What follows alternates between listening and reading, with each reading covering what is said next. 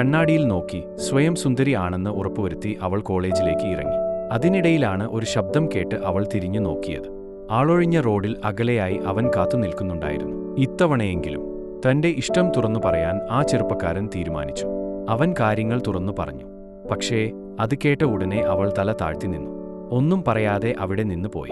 അത് കണ്ട ചെറുപ്പക്കാരൻ വിഷമമായി. അവൻ തിരിഞ്ഞു നോക്കി. അപ്പോ കണ്ടത് അവൾ അവനെ നോക്കി ചിരിക്കുന്നതായിരുന്നു. അത് കണ്ട് അവൻ സന്തോഷിച്ചു. അവന്റെ സന്തോഷം പറഞ്ഞറിയിക്കാൻ പറ്റാത്തതായിരുന്നു. എന്നിട്ട് അവിടെ നിന്ന് ബൈക്കും എടുത്തുപോയി. നേരം വൈകുന്നേരം ആയി. അവൾ വീട്ടിലേക്ക് തിരിച്ചെത്തി. കുളിച്ച് ഫ്രഷ് ആയി അടുക്കളയിൽ അമ്മയുടെ അടുത്തേക്ക് പോയി കുറച്ച് നേരം സംസാരിച്ചിരുന്നു. അതിനിടയിൽ ആണ് ബൈക്കിന്റെ ഹോൺ സൗണ്ട് അവൾ കേട്ടത്. ഉടനെ തന്നെ അടുക്കളയിൽ നിന്ന് ബാൽക്കണിയിലേക്ക് പോയി. ആ കാഴ്ച അവളെ സന്തോഷപ്പെടുത്തുന്നതായിരുന്നു.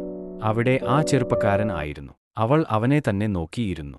അങ്ങനെ അവൻ പോയ ഉടനെ അവൾ മെത്തയിൽ വന്നിരുന്ന് ആ സംഭവങ്ങൾ എല്ലാം ആലോചിച്ച് ഇരുന്നു. ഇതിന്റെ അടുത്ത ഭാഗത്തിനായി ചാനൽ സബ്സ്ക്രൈബ് ചെയ്യൂ.